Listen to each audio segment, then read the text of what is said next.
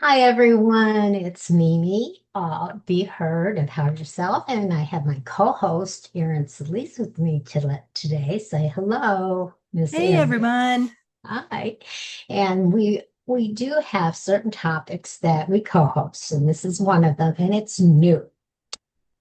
We have decided to do this because I cannot count the times when people find out I'm a writer and they ask me to help them author a book, which is kind of funny. I turn them down, of course. Like, how much time do they think I have in my life? I do like to help people, though. And this podcast is about empowerment. So, my friend Erin has agreed to be my co host on some segments touching on writing and self publishing. So what does that mean for our podcast, Be Heard, Empower Yourself? We are just reaching out further and going beyond our present borders. Some of our episodes are going to be about self-publishing and writing, and some are still going to be about Akashic records and spirit guides and other lives.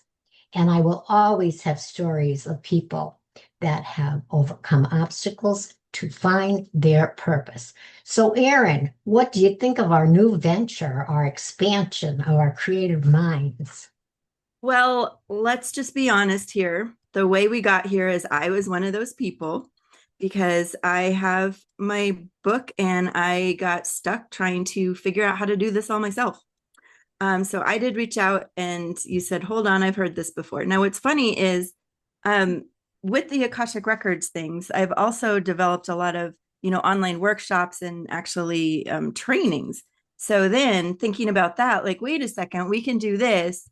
You can kind of, we can train many people within this, but also be able to package it and allow other people to really benefit from it. So once we get all these pieces together, that can come in.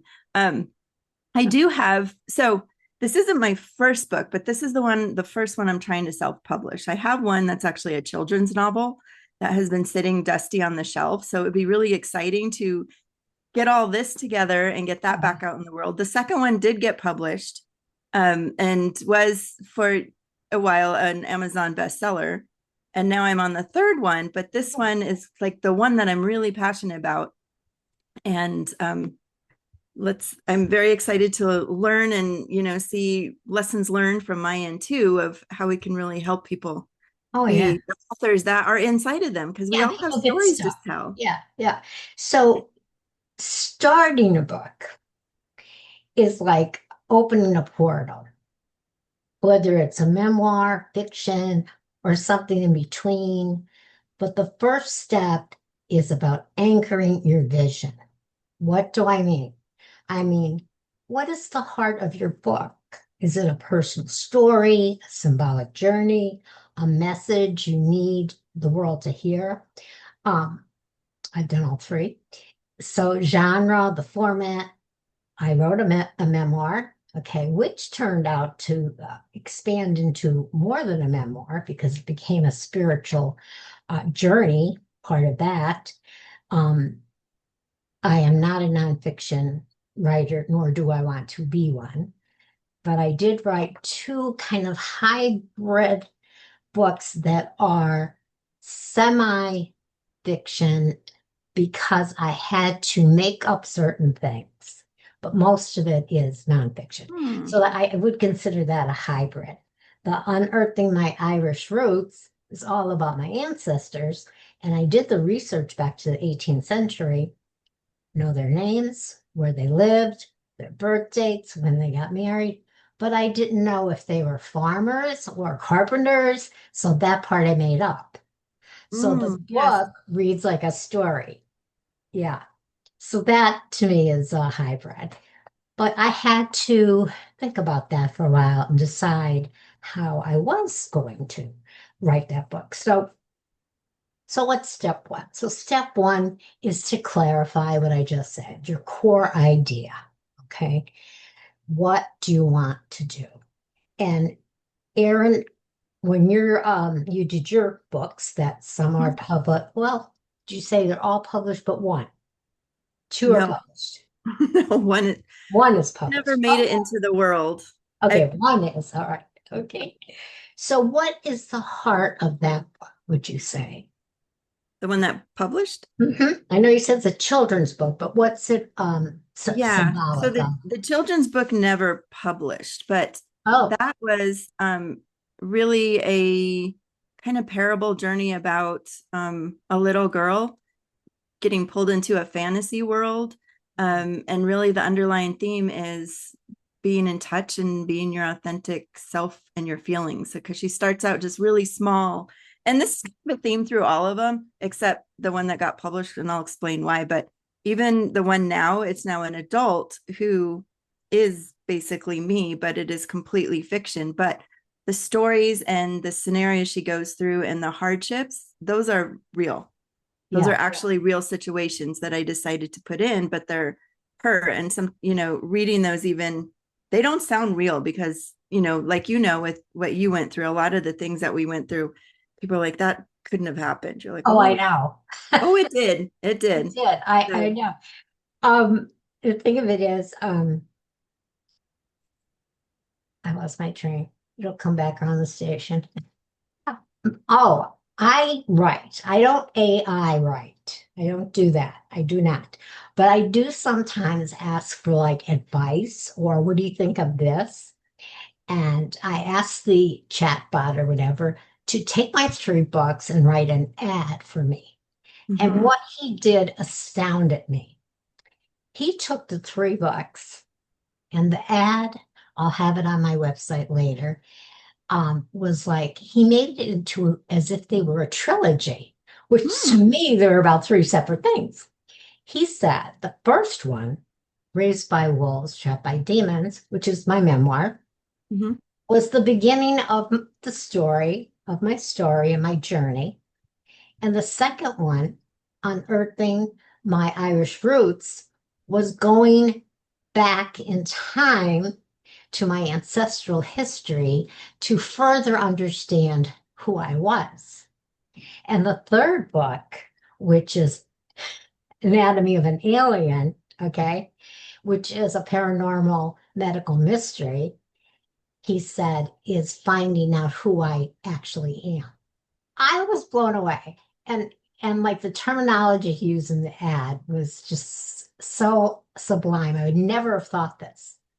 But when you think about it, it makes sense Mhm. the way he did it, So so my theme in all of my books, basically, there's duality, there's ancestry, there's identity, there's transformation of some sort, whether it's physical, mental, or spiritual. So, like, what motives call to you now when you wrote your second and third book? Like, what motives or motifs or themes? Yeah. So the second one, and I'll tell you the issue with it too, is it was a how-to guide, and it was very much based in technology, and which made it not evergreen.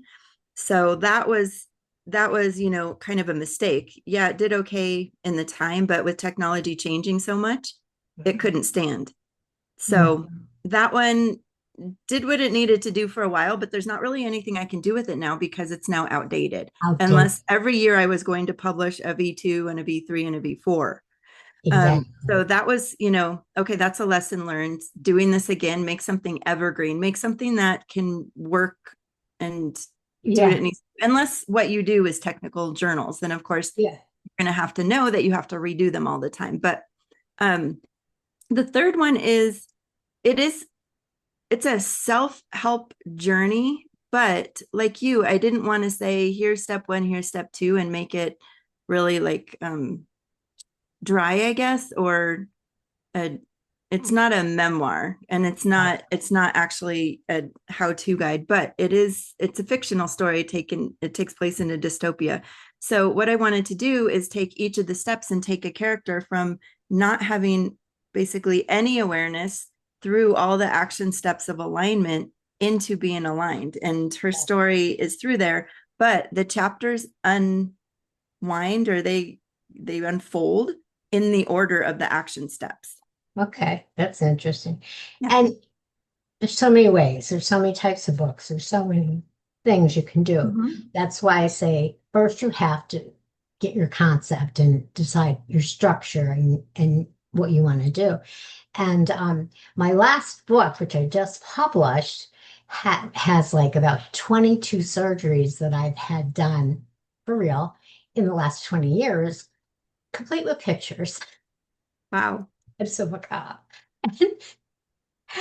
After I published, okay, don't I have another surgery, a reverse left shoulder replacement, okay, and find out that I have this other odd thing, ankylosing spondylitis in conjunction with my Sjogren's syndrome, which is rare.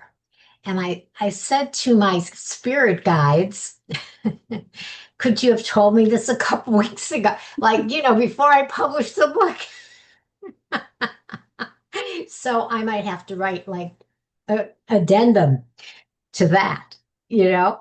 So it's kind of funny. You have to be fluid and Hmm. you can't be a restrictive person to be a writer. I think you have to be able to be flexible and change what your ideas might have started out to be, like you said, with your one book.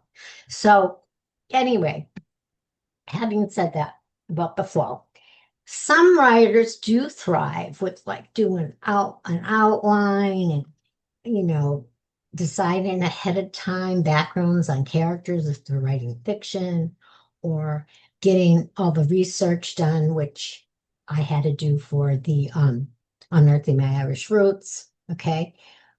But other people just like to write and then organize it later. So, what kind of writer are you? I am a big picture thinker. So really, and you've probably anybody who's watched this or watched us know I speak in visuals, but my visual is an accordion. And so it's all smush and I get the big piece and the big piece and open it up a little and get the bigger pieces and then open it up more. So um it's kind of it's organized because Yeah, I think logically and I think in flow charts kind of like if thens. Um so that's how I do it. And then I fill in the pieces and then they kind of unfold into the bigger picture so that once you take that accordion and stretch it all out, there it is. yeah. What about you though? What's your Yeah, mine structure? is interesting. Well, mine is interesting. It sounds so conceited. My first one, of course, was a complete accident. It was actually a homework assignment by my psychologist to help with my depression. And writing my life story was pretty simple because I didn't have to think of things or look things up. At most, I might have to sit and try to remember something as it actually might have happened to be, have exact details.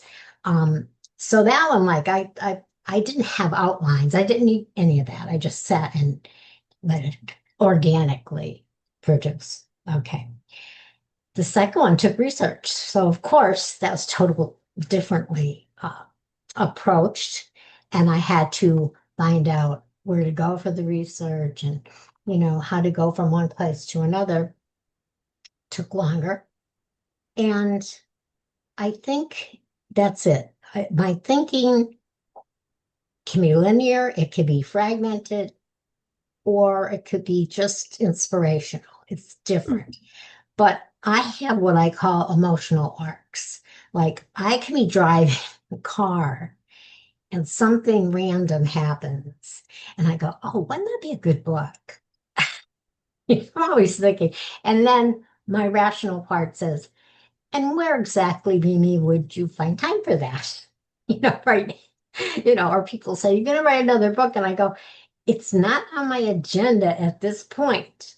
You know, so yeah, but what I found out, and this is very important, and our listeners really need to listen to this. Scheduling is a key. Mhm.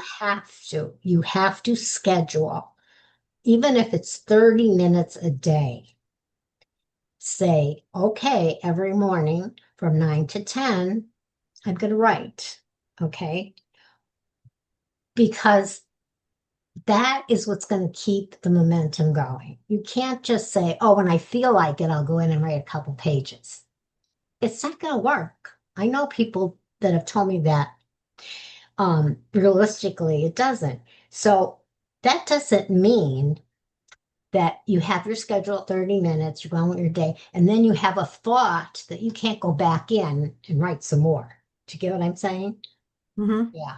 What do you feel about that? The I sort think of, that's probably been one of my downfalls, quite honestly, is that I I haven't scheduled. And so this one has taken probably way longer. Um, just because I go in, I do a little, and then it gets stuck, and I sit there for a couple weeks, and then you know, yep, beat myself up over it. I haven't yep, done anything. So when I did get into that groove of I'm going to do a little bit every day and get this done and this done and this done, then it started to flow. So I think that's absolutely important. Like the accordion thing, yeah, give yourself some parameters, you know, yeah. you even if you don't meet it, if you know that you want to have something done by this date, that's going to help you backtrack and calendar or plan for that. Yeah, and I think, you know, that 30 minutes, it's like even if you sat there in front of the computer for 30 minutes blank, writer's block or whatever, you still fulfilled your commitment. That's important. I fulfilled my commitment. I said I was going to take 30 minutes and I did. Mm-hmm. Even though nothing happened, I just straightened the paper clips on my desk. You still did it. You're just gonna do it and that's it. You're committed, you know? And we're busy. We're all busy. We all have lives and other things besides the creative things that we want to do. So what do you think, like your biggest frustration uh you feel or have ever felt when writing? Or fear or frustration? Well, mine comes from feeling like I'm a storyteller and not necessarily a writer, that it's not going to come out and be eloquent enough and sound smart enough or sound, I'm not going to be a Tolstoy or whatever. Yeah, I of that course. is not Yeah. how I write. So is anybody really going to receive that? I think that's probably the biggest fear, is that I'm going to do all this and no one's going to receive it. You Well, I know, think you should identify yourself as a storyteller and accept it. Like to yeah. me, don't go into that. Just say I'm a storyteller. I, that's why I tell people like, I don't consider myself a writer. I write what I know. That's why I don't want to do nonfiction. I don't want to do nonfiction. I'm not interested. Nonfiction or fiction? Oh, did I say nonfiction? I meant fiction. Yeah, Yeah. I See, don't and want to I write a novel. love that because the what ifs of the world. But it has been a little interesting with this one, trying to branch out and really kind of develop characters that aren't me. Yeah. And it gets a little scary because they get into situations where I'm like, "Oh, I don't really know about this, but let me just see how it unfolds." Well, see, Um, my problem is if I try to write a novel the way my brain works and the way I am, stuff that would pop up would actually be real things that really happen and real people, and I would be like trying to put them into other types of characters, and I don't want to do that. I just don't want to do that. If I can't create totally different people, hmm. I kind of know my limits, and I know not that it would be cheating, but a lot of people do that. Like they'll take like their real life family and write a novel and just change the names.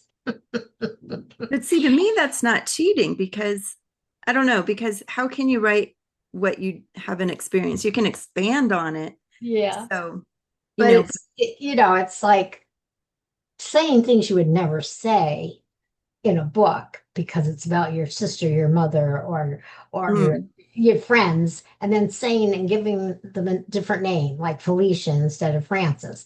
I mean, I can't do that, and I cannot make up totally fictional people that I've never known. That's just me. That's how my mind works. yeah, but So I'm a storyteller. The stories are real.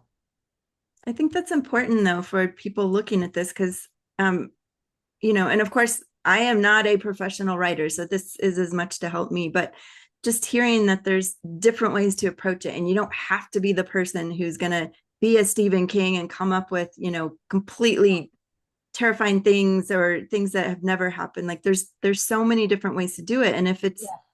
if you have the passion and you go, you know what, I think I want to get this on paper. I want this out in the world, whether it's to help myself or help others or do both, or Right. just because it sounds like a fun story to write. They're Yeah. all valid. Yeah, because when I wrote my memoir, what started to happen, I'm also like doing it to come out of my depression. I'm writing the memoir, and then I'm realizing that my story would help women that were in abusive situations. So then it morphed a little bit into psychological um, outlook on my life, Mm. why I did certain things. Okay. So now there was commentary in the book. Okay. So I have had people tell me they really, really liked that it was like I was talking to them one on one and saying, and yeah, and you know, I married that guy. This is why, Mm-hmm. because, I didn't have enough love for my father, whatever. So it's interesting. The process can morph, it can change, and that's good. Yeah. It's creative. I'll tell you one funny thing. So my best friend at the time was like 10 years older than me. So she's definitely from a different generation. And when I told her I was going to write a book or I was writing a book, she said to me, well, maybe you should take some writing courses first. And I Mm. skip a beat. I didn't even pause. And I said, well, F. Scott Fitzgerald and Hemingway didn't take writing courses. And it wasn't that I was being cocky. I just had the feeling like you're either a writer or you're not a writer. Like to take a writing course to learn how to be a writer to me does not make sense. To take a Mm. writing course to make you a better writer. Okay. Does that make sense to you? I don't know. You get it. I'm I'm still going with you can probably learn how to write. Although there might be some things about, I mean, perhaps you're starting with the storyteller, so you have a story in you. You just don't know how to get it on paper. I think Yeah. be taking classes would be useful. But how would you begin? Yeah. So we got to I start think, writing here. Let's well, say I you just think, start. Where do you start? What do you okay. do? Okay. So with me, my mind, the way it's in segments, like I'm a very creative person and I don't think about being creative. I just am. So I took writing the same way. I am not going to think about writing. I just am going to write. And I did. And then later on, would have a program edit, look for spelling mistakes, grammar mistakes. And then I had a friend of mine that I would send one chapter at a time for her opinions. Okay. But I moved to Florida 21 years ago and I got very bored. So I took painting lessons, you know, and I was good at it. I was. I have three of them hanging in the house, but then like it didn't move me anymore. I didn't want to do it. So like I think I'm an explorer and I have to find out where my creative what's the word I'm looking for? Yin yang, whatever, whatever is bubbling up in me, okay, I just do. Okay. And the planning part of it is secondary. I have to get inspired. That's the word I'm looking for. Hmm. Mm-hmm. I get inspired by something, don't expect it, and then the next thing you know, I'm doing something. Like the podcast. I didn't spend a lot of time thinking about it. It just happened. And I found out I was good at it. And here we are, 140 episodes later. Wow. And I have PR people. At first, I was asking people I knew to be on it. Then I found a directory where I could find speakers. Then I started having people um, come to me on their own, who I didn't know. And then I have PR people sending me emails, which means I'm getting noticed somewhere, And I was invited on 7 or 8 shows already. So to me, the growth is organic. Like I'm not really going after getting bigger and better and well known and, oh, this podcast is in the top 10. I'm doing it because I enjoy it, but it's getting noticed, so that's good. I don't know if that answered your question. I tend to go on. Well, I think if I were to summarize it, the most important thing is the doing. You just got to do it. Yes. If you sit there and try to perfect everything and you do your research, and if you're one of those people, which I am, I can research the heck out of anything, but that's not going to get you anywhere unless you put your feet on the ground and you do it. So that I think is the biggest thing. If you're going to write, start with that scene or a memory or a quote or a dream. Like, do it, just do it. Yeah, that's just what we started talking about in the beginning. Mm-hmm. So, um, what you said, begin anywhere. Begin anywhere. You can refine it later.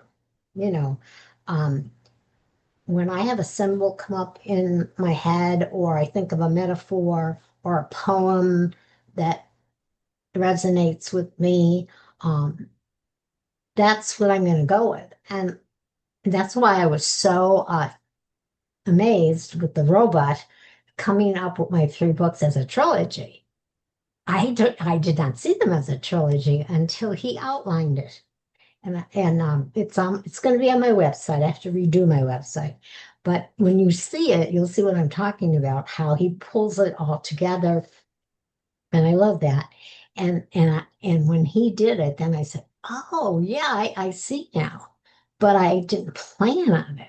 Like I said, it was just happened.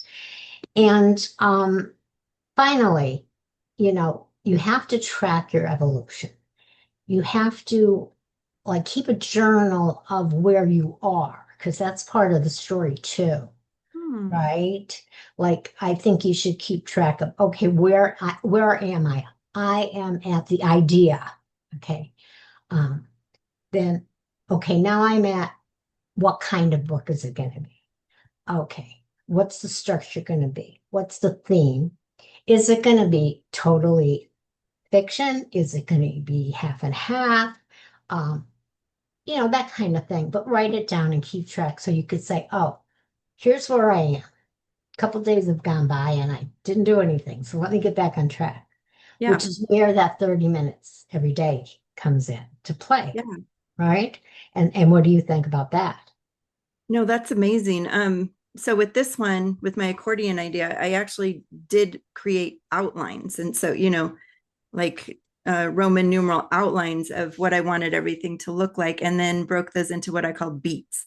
And so I do, here's this piece in this chapter. What beat is going to get us to the next thing that I need to happen in the next thing? So, but what was really helpful about that is when I stalled and I came back to it, I had that outline to look at. So wasn't just completely starting blind. Like I don't remember what I was talking about. So basically that was my journal, is Mhm. keeping track of where I was in the story Yeah, and knowing and having that memory, whatever, something to jog my memory of where I was trying to go. So I wouldn't sit down and go, well, great, I have no idea what I'm doing. and you So know what that is too? It is giving you the motivation to keep going. yes. Yeah. So Because if you get stuck or if it gets put aside for a family emergency or whatever reason, all of a sudden, it's dusty on the corner of the desk. We want to not do that. And that happens to a lot of people. They get writer's block on the first chapter, maybe, and they say, oh, I mhm. can't do this, instead of doing that 30 minutes every day and trying to, start with step one.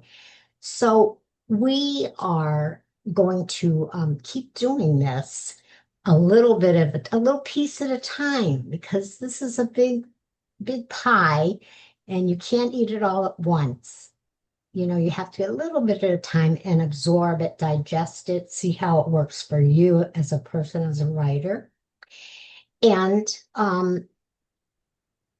when you listen or watch our other topic, which is about spirit guides and Akashic records, um, I am going to be talking about the T in action. And we will talk more about what that is. That's Erin's word, action. And that's a very interesting uh, episode that we do, we keep doing.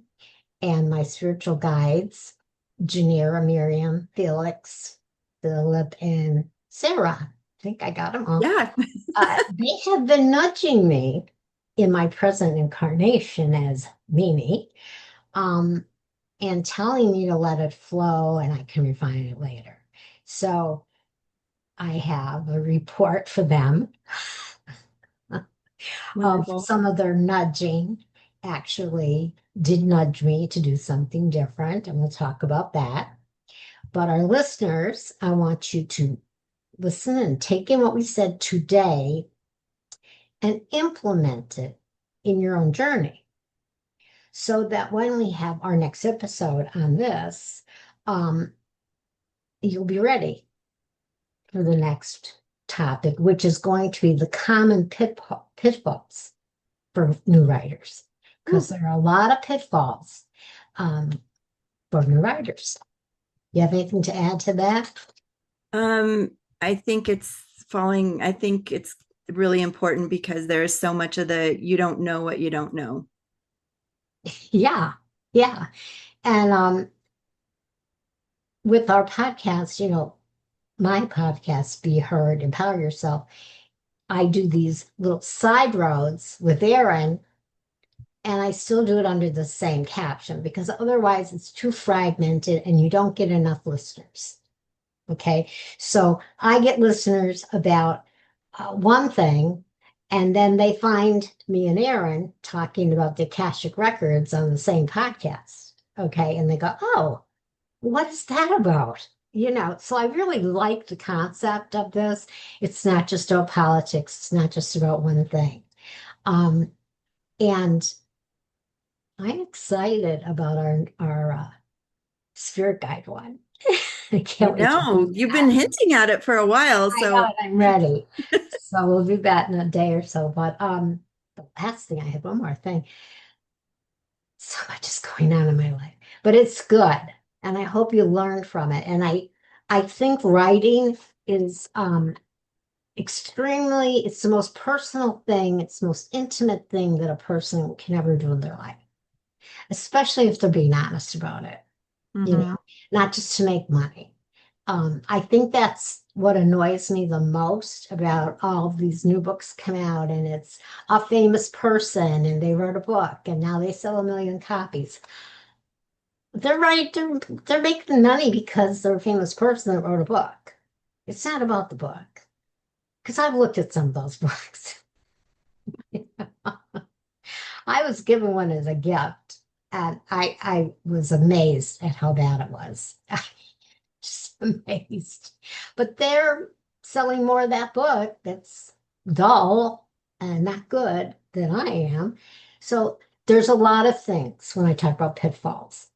Okay. And there's a lot of things you can get hung up on, like how to get published and how, marketing. So of Hmm. course we can't do all that in an hour.